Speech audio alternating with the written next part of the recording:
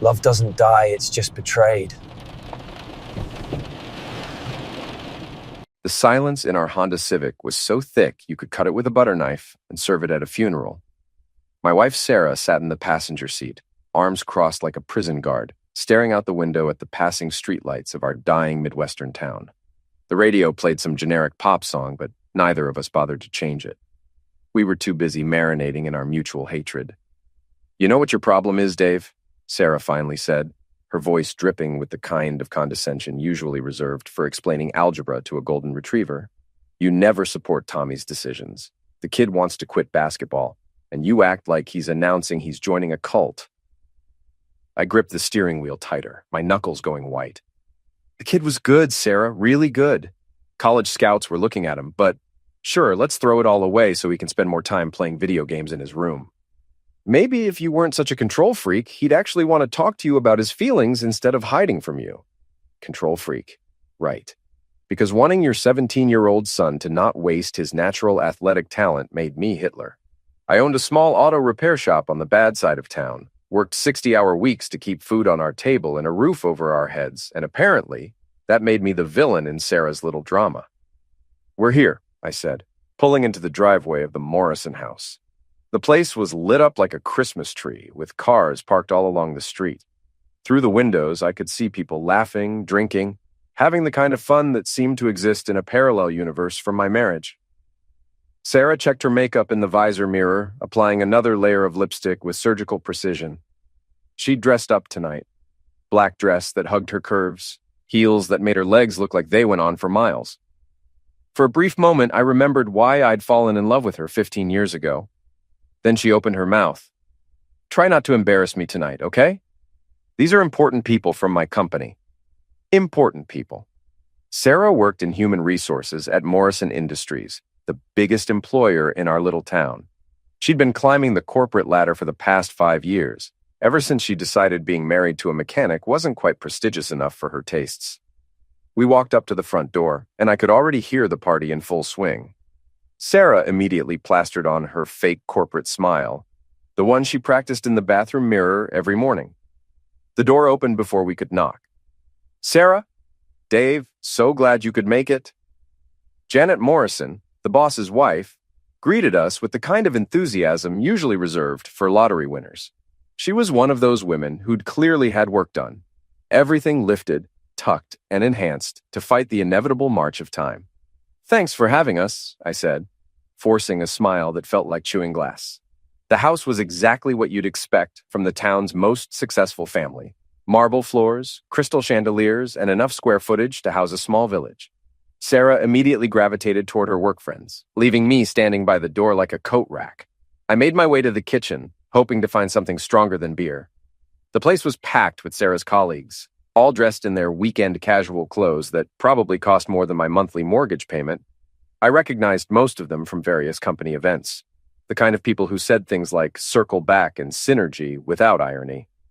"Dave," a voice called out behind me. I turned to see Lena Kowalski, Sarah's best friend and fellow HR drone. Lena was one of those women who'd never met a piece of gossip she didn't like, with a smile that could cut glass and eyes that missed nothing. "Hey, Lena, hell of a party." "Oh, you know Janet, she loves going all out." Lena's eyes sparkled with mischief. "Sarah looks amazing tonight, doesn't she? That dress is just stunning on her." I glanced across the room where Sarah was laughing at something one of her male colleagues had said. The guy was tall, dark-haired, and had the kind of easy confidence that came from never having to worry about making rent. "Yeah, she looks great," I said, taking a long pull from my beer. "You're so lucky to have her," Lena continued, her voice taking on that fake sweetness that women use when they're about to stick a knife between your ribs. "I mean, a woman like Sarah could have any man she wanted, but she chose you. That must feel pretty special." There it was, the subtle reminder that I was punching above my weight class, that Sarah was doing me a favor by staying married to me. I'd heard variations of this speech from Lena for years, always delivered with that innocent smile that fooled absolutely no one. "Excuse me," I said, pushing past her toward the living room. The party was in full swing now. Someone had turned up the music and people were starting to dance. I found a corner where I could observe without being observed, nursing my beer and watching my wife work the room like a politician at a campaign rally. That's when I noticed him. He was dancing with Sarah, his hands on her waist, pulling her closer than was strictly appropriate for a married woman at a company party. He was younger than me, probably early 30s, with the kind of rugged good looks that belonged in a cologne commercial. I'd never seen him before, which was unusual in a town this small. "That's Andre," a voice said beside me. I turned to see Bob Peterson, our nosy neighbor, holding a whiskey and grinning like he'd just won the lottery. "He drives taxi downtown, just moved here from Chicago a few months ago." A taxi driver. Sarah was grinding against a taxi driver, while her husband stood in the corner, like a potted plant. The irony wasn't lost on me. "Seems friendly," I said, trying to keep the edge out of my voice. "Oh, he's friendly, all right. Real popular with the ladies, if you know what I mean." Bob's grin widened. "Course, I'm sure it's just innocent fun. Sarah's a good girl." The way he said it made my skin crawl. Bob was one of those neighbors who knew everyone's business and made it his personal mission to spread it around town like fertilizer. If he was commenting on Sarah's behavior, half the town probably already knew about it. I watched as Andre whispered something in Sarah's ear, making her throw her head back and laugh. Her hand rested on his chest, her fingers playing with the buttons of his shirt. They looked like lovers, not strangers who'd just met at a party. The song ended, but they didn't separate. Instead, Andre led Sarah toward the back patio, his hand on the small of her back. I started to follow, but Lena appeared in front of me like a bad rash. "Dave, there you are. I've been looking all over for you." She grabbed my arm with surprising strength. "Come meet some of Sarah's new colleagues. They're dying to hear about your little garage." Little garage. The way she said it made it sound like I sold lemonade on street corners. "Maybe later, Lena. I was just going to check on Sarah." "Oh, she's fine. She's just getting some fresh air with Andre. You know how stuffy these parties can get?" Her grip on my arm tightened. "Besides, you don't want to be one of those husbands who follows his wife around like a lost puppy, do you?" The message was clear. Stay put, shut up, and let Sarah have her fun. I looked toward the patio doors, but they were closed, and I couldn't see anything through the glass. For the next hour, I made small talk with people who looked at me like I was an interesting museum exhibit, the blue-collar husband of their rising star colleague. They asked polite questions about my business, nodded at appropriate intervals, and probably forgot my name before I finished speaking. Sarah and Andre returned from the patio around 10 o'clock, both looking flushed and slightly disheveled. Sarah's lipstick was gone, and there was grass stain on the back of her dress. Andre had that satisfied smirk men get when they've just scored a touchdown. "There's my husband," Sarah announced, stumbling slightly as she made her way over to me. She was drunk, not falling down drunk, but definitely past the point of good judgment. "Have you been having fun, honey?" "Just peachy," I said, steadying her with my hand. "Maybe we should think about heading home soon." "Home? The night is young." She turned to Andre, who had followed her over. "Andre, this is my husband, Dave. Dave, this is Andre. He's been telling me the most fascinating stories about Chicago." Andre extended his hand with the kind of confidence that made me want to break his fingers. "Nice to meet you, Dave. Sarah talks about you all the time." "I'll bet she does," I thought, shaking his hand and squeezing just a little harder than necessary. "All good things, I hope." "Of course. She says you're very good with your hands." His smile never wavered, but there was something in his eyes that made my blood pressure spike. "Dave owns a garage," Sarah said, her words slightly slurred. "He fixes things, cars mostly, sometimes other things that are broken." The way she said it made it sound like a character flaw. "That's honest work," Andre said. "I respect that. Not everyone can afford to chase their dreams, you know? Sometimes you have to be practical." The condescension was so thick I could taste it. This guy had been in town for a few months, drove a taxi for a living, and he was talking down to me like I was the hired help. "Well, we should probably get going," I said, taking Sarah's arm. "Early day tomorrow." "Oh, don't be such a party pooper," Sarah protested, pulling away from me. "Andre was just about to tell me about this amazing restaurant he knows in Chicago. Maybe we could all go sometime." All of us. Right. I could picture that dinner conversation. "Sounds great," I lied. "But seriously, we should go." Sarah pouted, but didn't argue further. We said our goodbyes, collected our coats, and made our way to the car. Sarah stumbled twice on the way, and I had to catch her both times. The drive home was quiet except for Sarah's occasional hiccups and the sound of my teeth grinding. I kept replaying the evening in my head. The way she danced with Andre, the grass stain on her dress, The look in Bob Peterson's eyes when he'd made his comment about Sarah being a good girl. We were almost home when Sarah broke the silence. "You were rude to Andre," she said, her words still slightly slurred. "Was I? I thought I was perfectly polite." "You had that look, that jealous husband look. It's embarrassing." Embarrassing. There was that word again. Everything I did seemed to embarrass Sarah these days. My job, my clothes, my existence. Maybe I wouldn't have that look if my wife didn't spend the entire party grinding against some taxi driver she just met. Sarah's head snapped toward me, her eyes blazing with anger. "Grinding? We were dancing, Dave. Dancing. Maybe if you ever asked me to dance instead of standing in the corner like a statue, you'd know the difference. Dancing doesn't usually involve grass stains on your dress." She looked down at her dress, noticing the stain for the first time.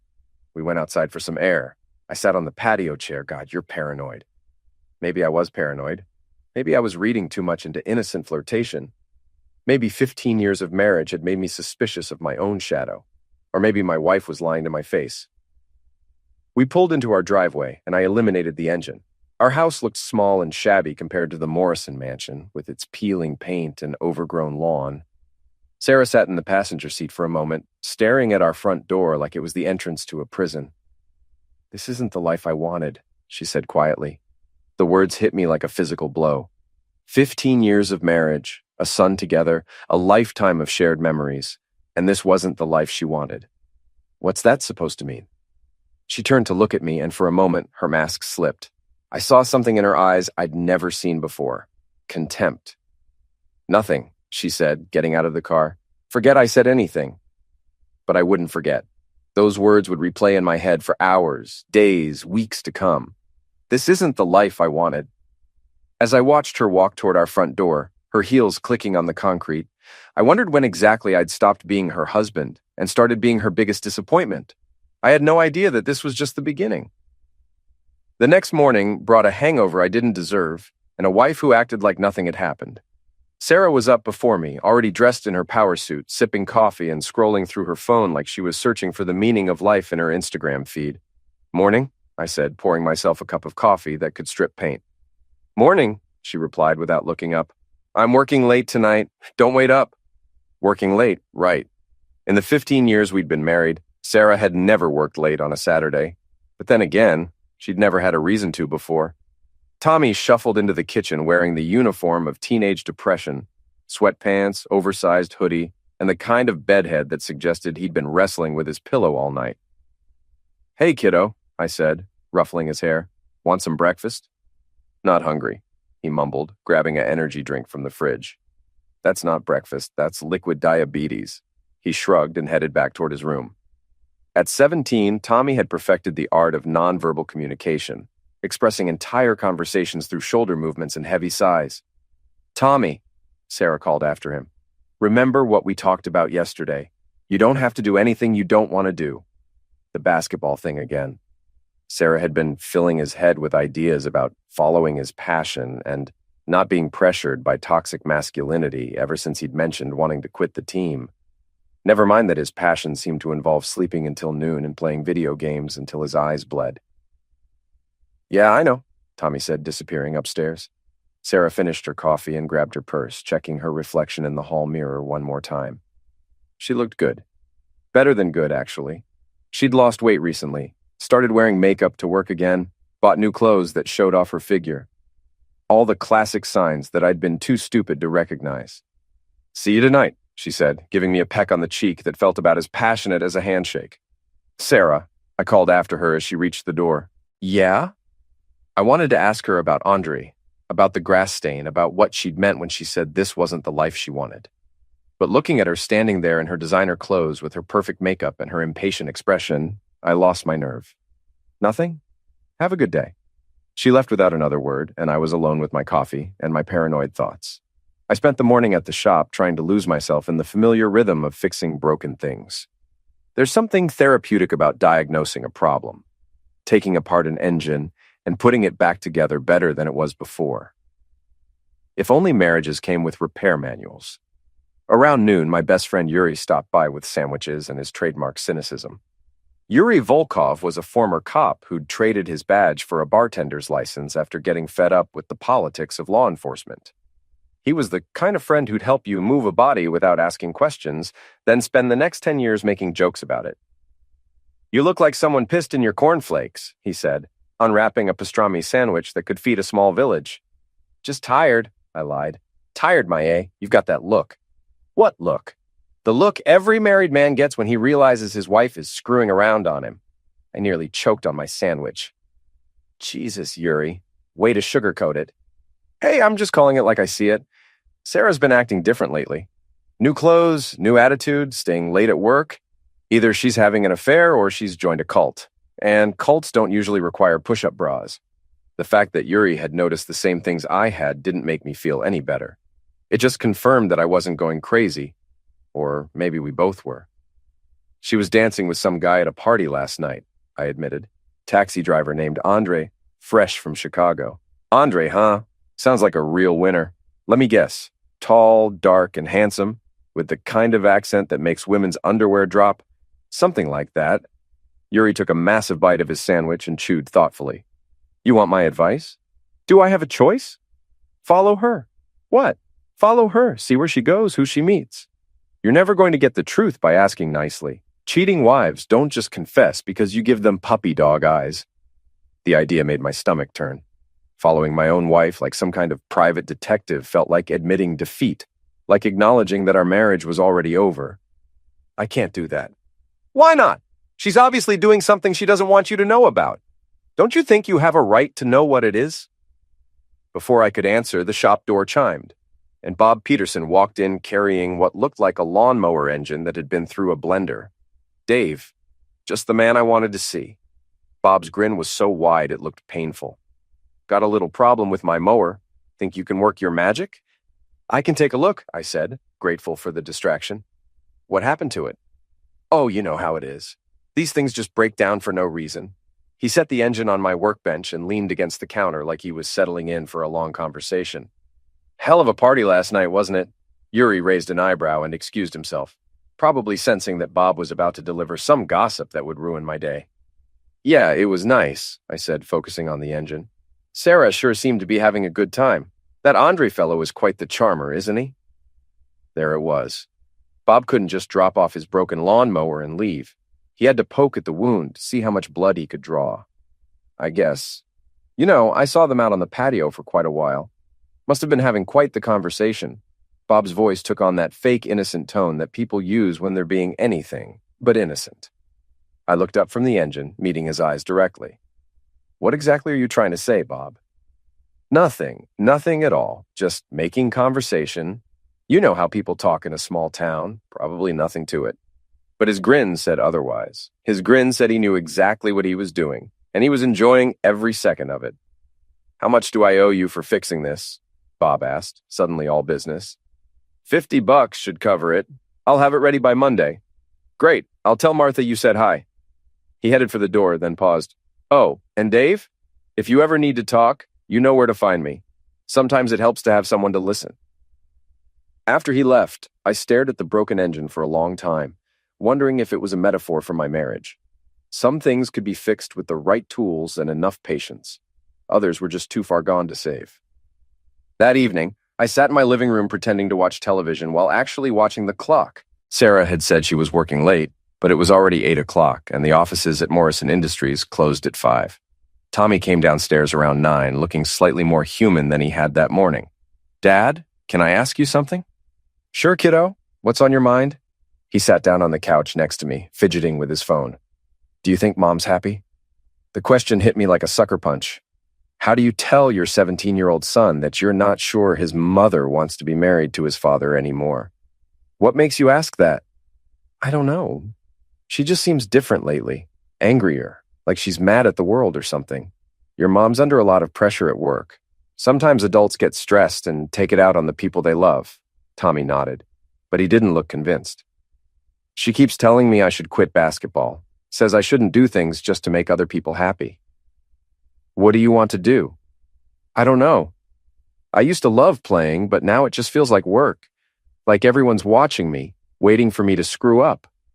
I put my arm around his shoulders, feeling the weight of his confusion and my own. You don't have to decide anything right now. Take some time, figure out what makes you happy. What if I don't know what makes me happy? Then you're just like the rest of us, kiddo. We sat in comfortable silence for a while, watching some mindless sitcom and pretending our family wasn't falling apart. Around 10:30, we heard Sarah's car in the driveway. She came through the front door looking slightly disheveled, her hair mussed and her lipstick gone. Again. "Sorry I'm so late," she said, not meeting my eyes. "Big project at work. You know how it is." "Sure," I said. "Long day?" She headed upstairs without another word, and I heard the shower running a few minutes later. When she finally came to bed an hour later, she smelled like soap and shampoo, but underneath it all was something else. Something that made my chest tighten with suspicion and dread. I lay awake most of that night, staring at the ceiling and listening to Sarah breathe beside me. She slept peacefully, like someone without a care in the world, like someone who'd gotten exactly what she wanted. And for the first time in 15 years of marriage, I started to hate her for it. Sunday morning brought rain and the kind of gray sky that matched my mood perfectly. Sarah slept in until almost noon, which was unusual for someone who usually treated weekends like military operations. When she finally emerged from the bedroom, she was already dressed and checking her phone. "I'm meeting Lena for lunch," she announced. "Girl talk. You know how it is." I knew how it was, all right. Girl talk was code for planning her next move, and Lena was the perfect accomplice. Smart, sneaky, and completely without conscience. "Want me to come along?" I asked, knowing she'd say no, but wanting to see her reaction. "Oh, you'd be bored to death. We're just going to talk about work stuff and gossip about people you don't know." She grabbed her purse and keys. "I'll be back later." After she left, I found myself standing in our kitchen, holding a cup of coffee and staring at nothing. The house felt empty, like a museum of a life that used to exist. Family photos on the refrigerator showed happier times. Vacations, birthdays, Tommy's basketball games. When had we stopped looking happy together? My phone buzzed with a text from Yuri. "Beer and wisdom at Murphy's. Your treat." Murphy's Bar was the kind of place where dreams went to die dim lighting, sticky floors, and a clientele that had given up on life but hadn't quite figured out how to stop living it. Yuri was already there when I arrived, holding court at the end of the bar with a whiskey that looked like it could power a small aircraft. "You look like hell," he said by way of greeting. "Thanks. You really know how to make a guy feel special." "Sarah still working late?" "Lunch with Lena today. Girl talk." Yuri snorted. "Girl talk. Right. And I'm the Pope." He signaled the bartender for another round. "You follow her yet?" "No. Why not?" "Because I'm not ready to know the truth, buddy. The truth doesn't care if you're ready. It just is. And the longer you wait, the worse it's going to be." I knew he was right, but knowing and accepting are two different things. Following your wife feels like crossing a line you can't uncross, like admitting that everything you thought you knew about your life was a lie. "Tell me about this Andre guy," Yuri said. "What's his story?" "Taxi driver, new in town. Apparently quite the charmer." "Taxi driver, huh? Let me make a few calls." Yuri pulled out his phone. "I still have friends on the force. Might be interesting to see what Mr. Charming's background looks like." While Yuri worked his contacts, I nursed my beer and watched the football game on the bar's ancient television. The Packers were losing, which seemed appropriate. Everything in my life was losing lately. "Interesting," Yuri said, hanging up his phone. "Your boy Andre has quite the resume. 2 arrests for domestic violence in Chicago, both charges dropped. Restraining order filed by an ex-girlfriend last year. And get this, he's been asking around town about the Morrison Industries crowd, specifically about which ladies might be looking for a little excitement." The beer turned to acid in my stomach. He's targeting married women? Looks that way. Classic hunter behavior. Find vulnerable women, sweep them off their feet, then see what he can get out of them. Money, connections, whatever. Sarah's not vulnerable. Yuri gave me a look that could have melted steel. "Dave, every married woman is vulnerable to the right line of BS, especially when she's unhappy at home." The truth of that statement hit me like a physical blow.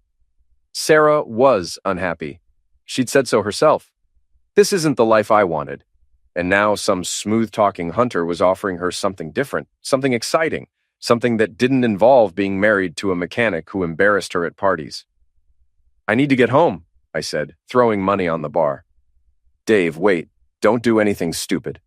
But I was already heading for the door. The rain had stopped, but the sky was still gray and threatening. I drove home with my mind racing, trying to figure out what to say to Sarah, how to confront her without sounding like a paranoid lunatic. The house was still empty when I got there. Sarah's lunch with Lena was stretching into the evening, which wasn't unusual for them but felt suspicious under the circumstances. I found myself wandering through our house like a detective at a crime scene, looking for clues I'd missed. In our bedroom, I noticed that Sarah had rearranged her dresser. New perfume, expensive makeup, lingerie I'd never seen before. In the bathroom, there were birth control pills I didn't remember her taking.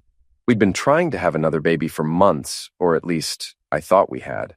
The pills were the smoking gun I didn't want to find.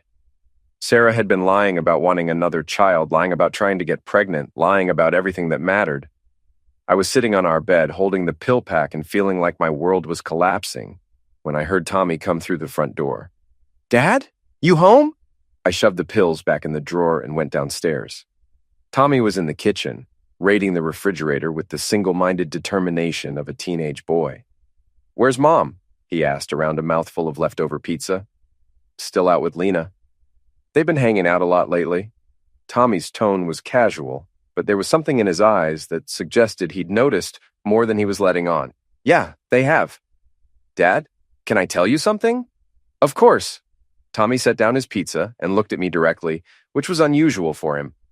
"I heard Mom on the phone the other night. She was talking to someone and she was laughing in this weird way, like flirty laughing. And then she saw me and got really mad, told me to mind my own business." The room seemed to tilt sideways. "When was this?" "A few nights ago, after you went to bed. I got up to get some water and she was downstairs on her phone. She seemed really happy, happier than I've seen her in a long time." My 17-year-old son had figured out what I'd been too blind to see. Sarah was having an affair, and she wasn't even trying very hard to hide it anymore. "Tommy, listen to me. Whatever's going on with your mom and me, it's not your fault, okay? Sometimes adults make mistakes, and sometimes marriages don't work out the way people hope they will." Tommy nodded, but his eyes were bright with tears he was trying not to shed.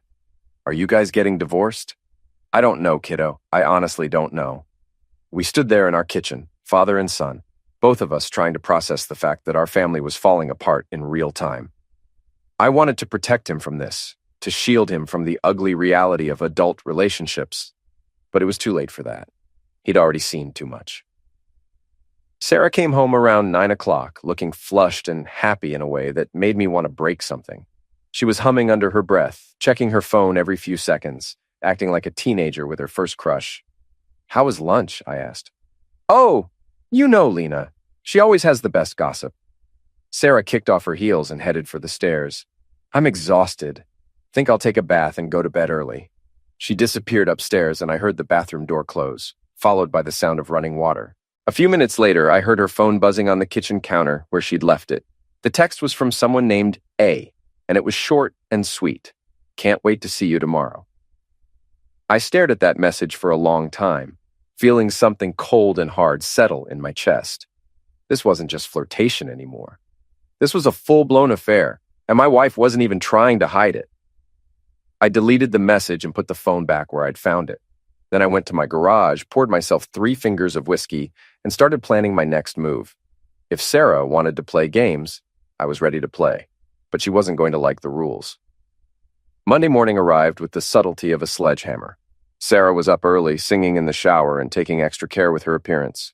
She'd chosen a red dress that hugged every curve and heels that added 3 inches to her height and 10 years to my blood pressure. "Big day at work?" I asked, knowing the answer. "Just want to look professional," she said. But the way she checked herself in the mirror suggested she was dressing for an audience of one. After she left, I called Yuri. "I need a favor," I said. "Name it. I need you to follow Sarah today. See where she goes, who she meets." "About damn time. I'll call you when I have something." I spent the morning at the shop, but I couldn't concentrate on anything. Every time my phone rang, my heart jumped. Around noon, Yuri finally called. "Bingo," he said. "Your wife just went into the Riverside Motel with your taxi driver friend.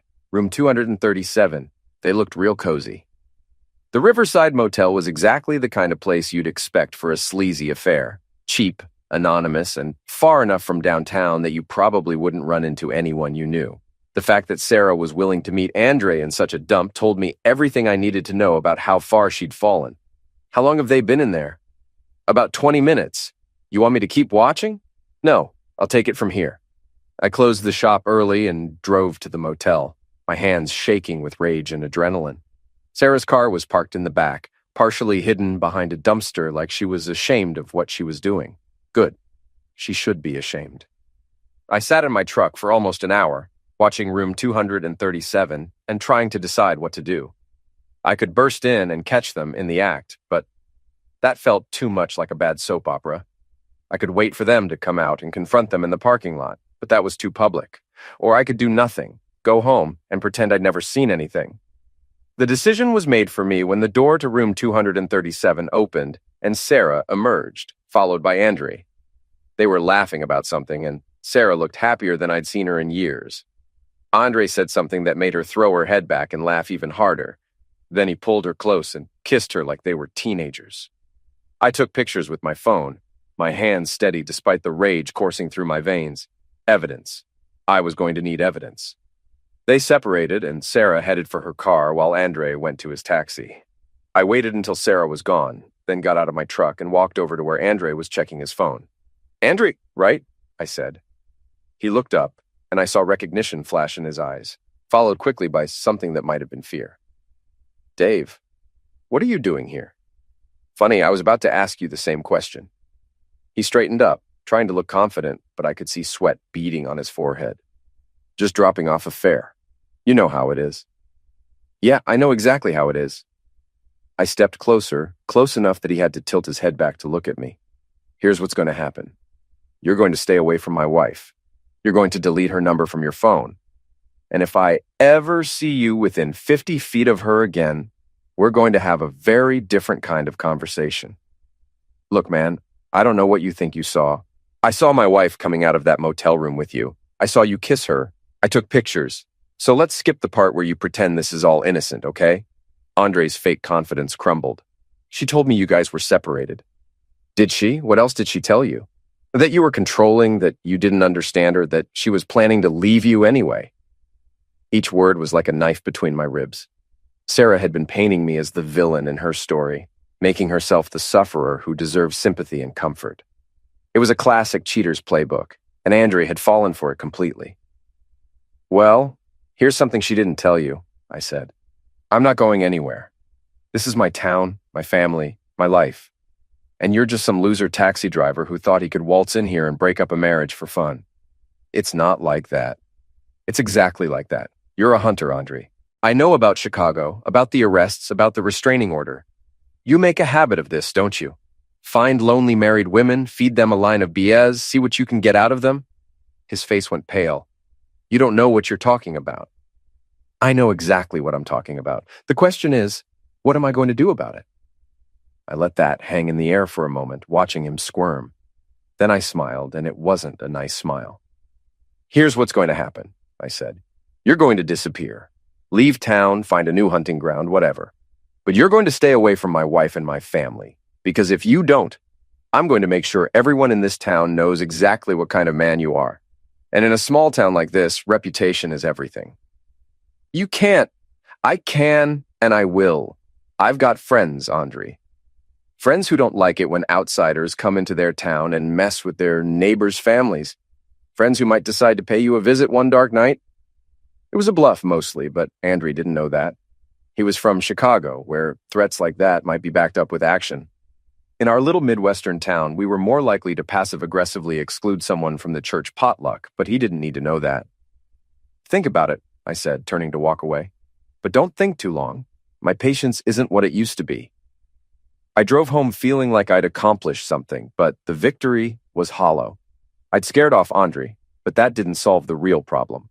The real problem was that my wife had chosen to have an affair in the first place. Andre was just the symptom. Sarah was the disease. That evening, Sarah came home acting like nothing had happened. She was in a good mood, humming while she cooked dinner, asking about my day like she actually cared about the answer. The performance was almost perfect, except for the occasional glance at her phone and the way she jumped every time it buzzed. Everything okay? I asked during dinner.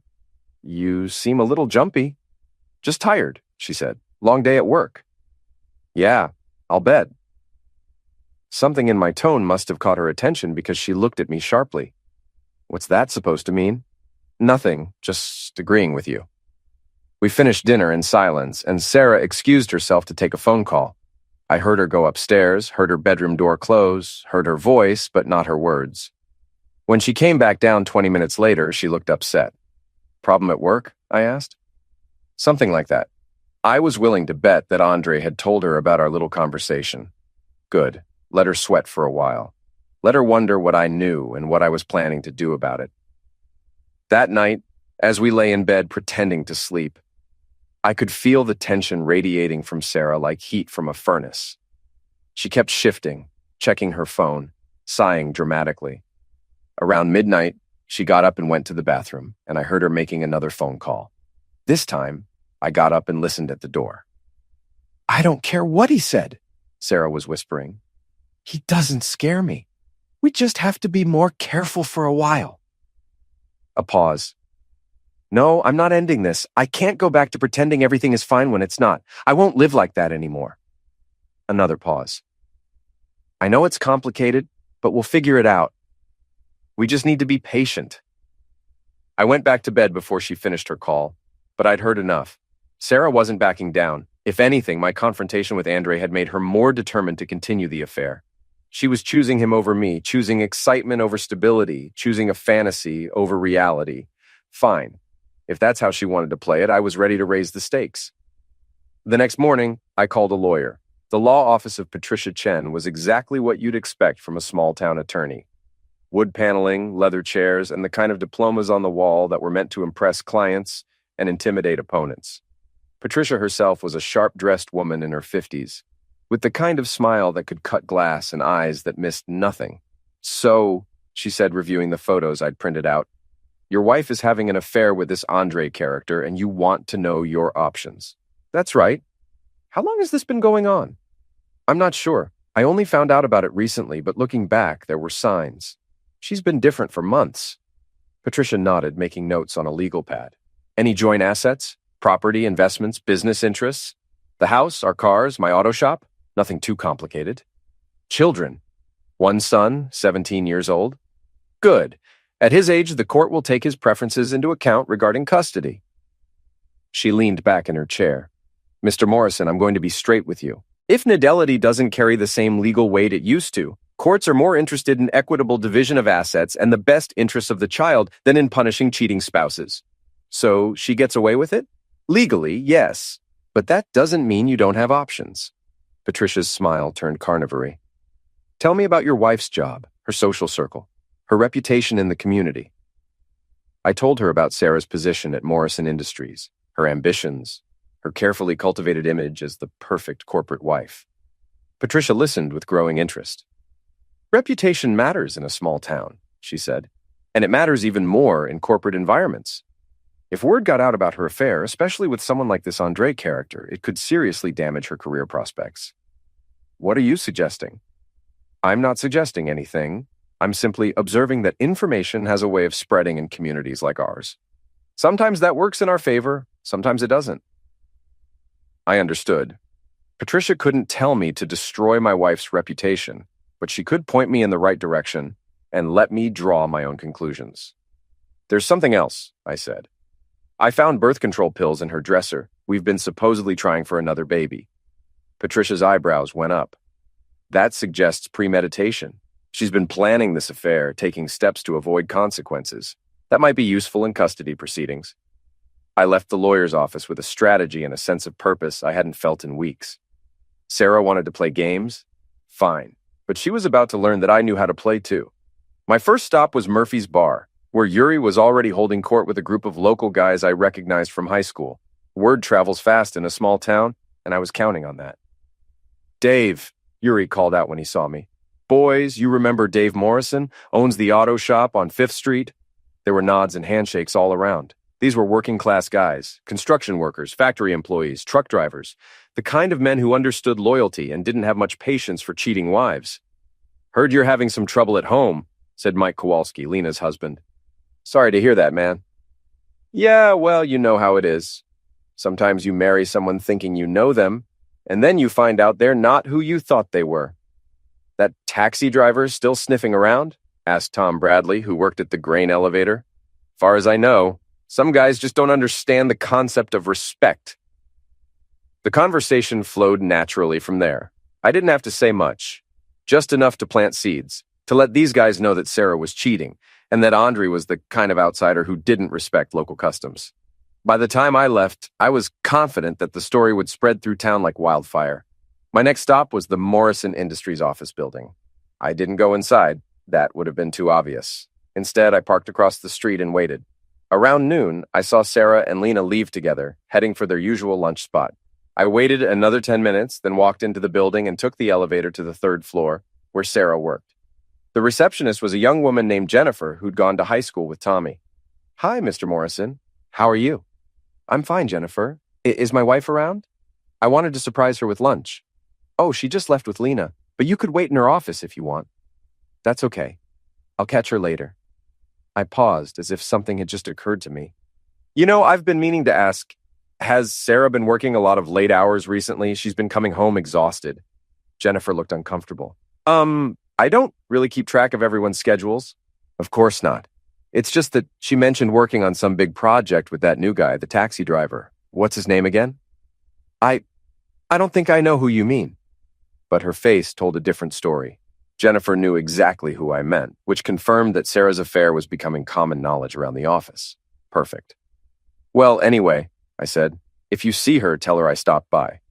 I left the building knowing that Jennifer would be on the phone with her friends within 5 minutes, spreading the news that Dave Morrison had come looking for his wife and asking about her relationship with some taxi driver. By the end of the day, half the company would know that Sarah Morrison was having an affair. That evening, Sarah came home looking stressed. She kept checking her phone, and I could see the worry lines around her eyes getting deeper. "Rough day?" I asked. "You could say that." She poured herself a glass of wine, a large one. "People can be so petty sometimes." "What do you mean?" "Oh, just office gossip. You know how it is."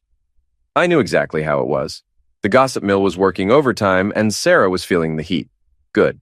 Anything I can do to help? She looked at me suspiciously, as if trying to figure out whether I was being sincere or sarcastic. "No, it's fine. I can handle it." "I'm sure you can. You've always been good at handling difficult situations." The double meaning wasn't lost on her. Sarah set down her wine glass and studied my face. "Dave, is there something you want to say to me?" "Not particularly. Why?" "You've been acting strange lately. Different." "Different how?" "I don't know, like you're planning something." I smiled, and I could see it made her nervous. What would I be planning? "I have no idea. That's what worries me." We stared at each other across our kitchen table, husband and wife, locked in a battle of wills that neither of us was willing to acknowledge openly. Sarah blinked first. "I'm going to take a bath," she said. "Enjoy yourself." After she went upstairs, I sat in my living room and called Tommy's coach. "Coach Williams, this is Dave Morrison, Tommy's dad. Hey, Dave, how's it going?" "Not great, to be honest. Sarah and I are having some problems, and I think it's affecting Tommy. He's been talking about quitting the team. Yeah, I noticed he's been distracted lately. Anything I can do to help?" "Just keep an eye on him. Make sure he knows he's got support. This whole situation with his mother, it's been hard on him." "Situation with his mother?" I let that hang in the air for a moment. "I probably shouldn't say anything, but Sarah's been having some personal issues, making some bad choices. I'm trying to shield Tommy from it as much as possible." "I understand. Don't worry about Tommy. We'll take care of him." "Thanks, Coach. I appreciate it." Another seed planted. By tomorrow, the story would be all over the school. Sarah Morrison was having problems, making bad choices, putting her family at risk. The details would fill themselves in through speculation and gossip. When Sarah came downstairs an hour later, her phone was buzzing constantly. She kept declining calls, but they kept coming. "Popular tonight," I observed. "Just work stuff." But I could see the panic in her eyes. Her carefully constructed world was starting to crumble, and she didn't know how to stop it. Around 10 o'clock, there was a knock at our front door. Sarah jumped like she'd been electrocuted. "I'll get it," I said. It was Andre, looking desperate and angry. "I need to talk to Sarah. She's not available." "Look, man, I don't know what you've been telling people, but I haven't been telling people anything. I don't need to. The truth has a way of coming out on its own." Sarah appeared behind me, her face pale. "Andre, you shouldn't be here. We need to talk. People are saying things, making accusations. My dispatcher got 3 calls today asking if we do background checks on our drivers. That's terrible, I said, not bothering to hide my smile. Small towns can be so judgmental. Andre looked at me with pure hatred. You did this. I didn't do anything. I'm just a mechanic who fixes broken things. Speaking of which, you might want to get your taxi checked. I heard someone saw it parked at the Riverside Motel for hours at a time. That kind of thing can hurt your reputation with the taxi company. Sarah grabbed Andre's arm. You need to go. Now. Sarah. Go? He left, but not before giving me a look that promised this wasn't over. I was counting on that. This has to stop, Sarah said after I closed the door. What has to stop? Whatever you're doing, the rumors, the gossip, the maltreatment. I'm not doing anything, Sarah. I'm just living my life. Same as always.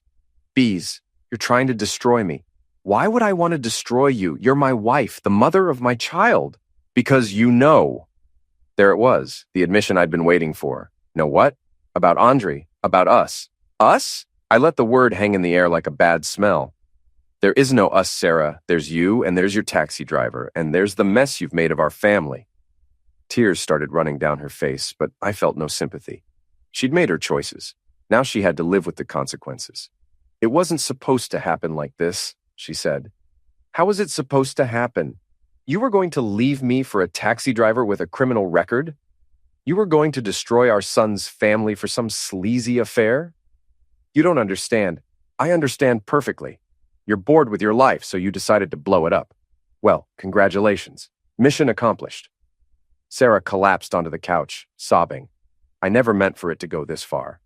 But it did go this far. And now everyone knows what kind of person you really are. What happens now? I sat down across from her, studying her tear-streaked face. A week ago, I would have felt sorry for her. Now I just felt cold.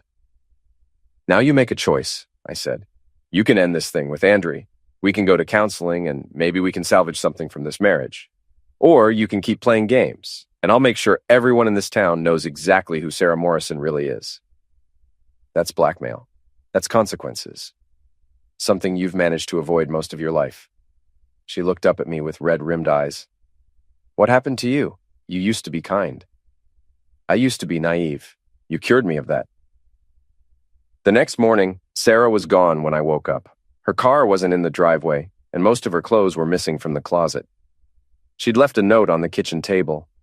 I need time to think. Don't try to find me. But I already knew where she was. The Riverside Motel, room 237, with her taxi driver boyfriend, running away instead of facing the consequences of her actions. Fine, let her run. It would just make the divorce easier. I called Patricia Chen and told her what had happened. Perfect, she said. Abandonment of the marital home, if infidelity, putting her child at risk. We'll have no trouble getting you full custody and a favorable property settlement.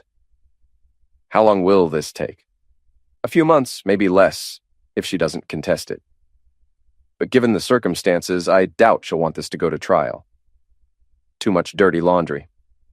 After I hung up, I sat in my kitchen drinking coffee and thinking about the last 15 years. Sarah was right about one thing. I had changed.